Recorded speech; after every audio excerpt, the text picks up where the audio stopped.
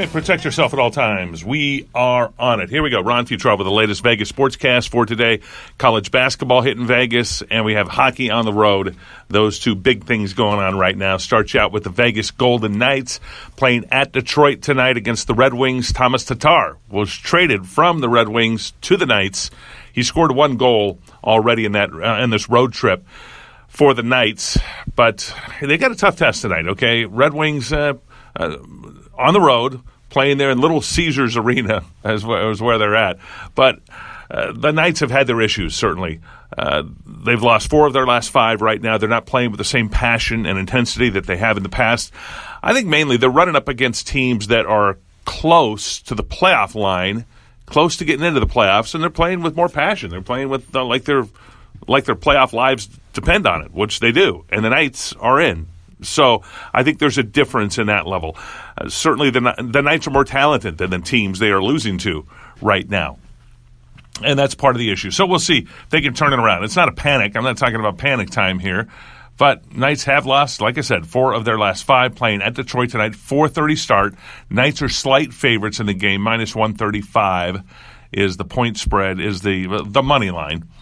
The money line on this one for the Knights. But they're going to explode real soon here. I think they've been held back. They haven't done real well offensively, scoring a goal here, a goal there in games, and just having some issues in that area. So I'm looking for the Knights. I don't know if this is going to be the night to blow it out at some point. So 4:30 Pacific time is going to be the start for this game on AT&T Sportsnet.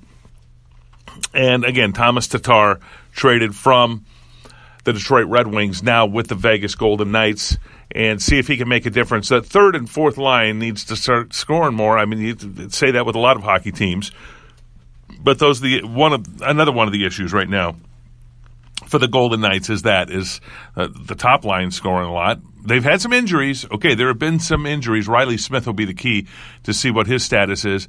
He went out in the last game at Columbus, did not come back. So that'll be key tonight. Marc-Andre Fleury expected to be in the nets for the Golden Knights at Detroit tonight. Over to Thomas and Mack.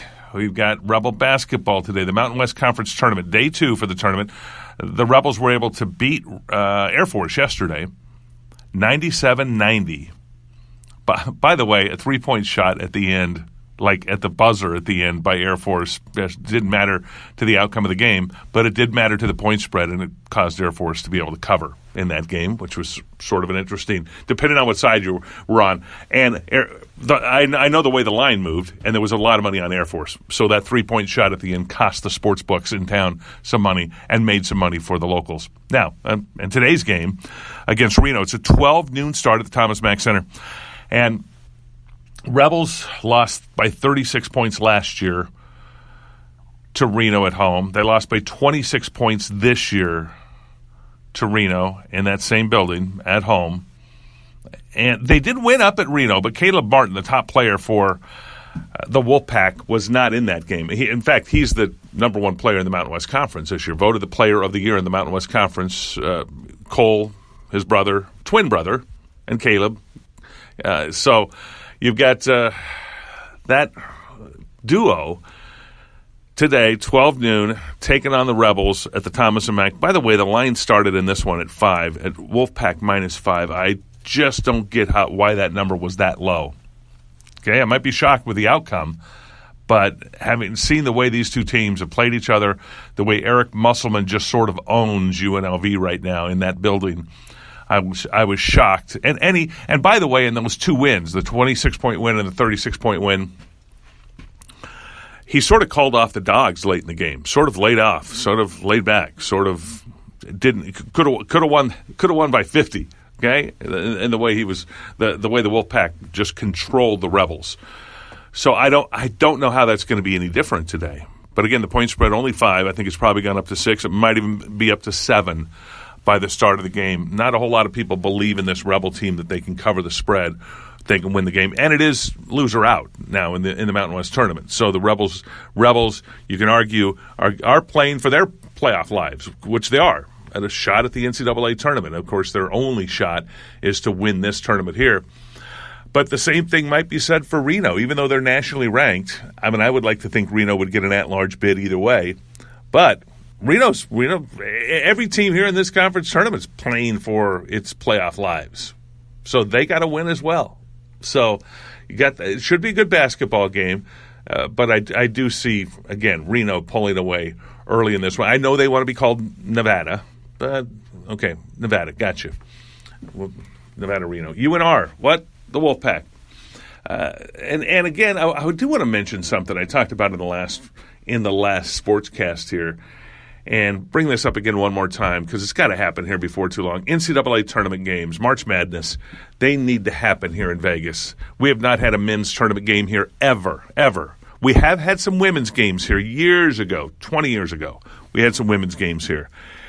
But no men's games ever here, and more college basketball games are played in Vegas than any other city on the planet. Period. You won't find one. We have 4 conference tournaments going on here in town. We have holiday tournaments, a dozen holiday tournaments that happen. There are preseason tournaments that happen here. There are all sorts of college basketball tournaments that happen in various arenas around town. And now we've got plenty of arenas for them to all be played in, along with the games the Rebels play here.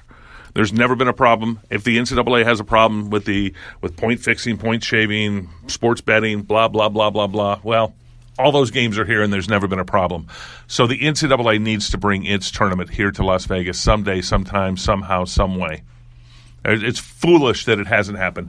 It goes to Boise. It goes to Tucson. It goes to Salt Lake. It goes to Portland. It goes to pick all your cities, obviously Southern California, Northern California. Pick your cities out west that are sites for the first or second round of the Western Regionals in the NCAA tournament, and they happen everywhere. Not Vegas for the men. No, not Vegas.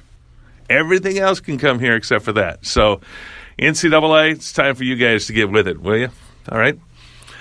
Well, that's the way I see it. I'm Ron Futrell. Everybody have yourself a nice Thursday, and thanks for listening. You can find us on iTunes, on iHeartRadio, on Google Play. You can find our website at let's see. Oh, also, the website is thevegasportscast.com.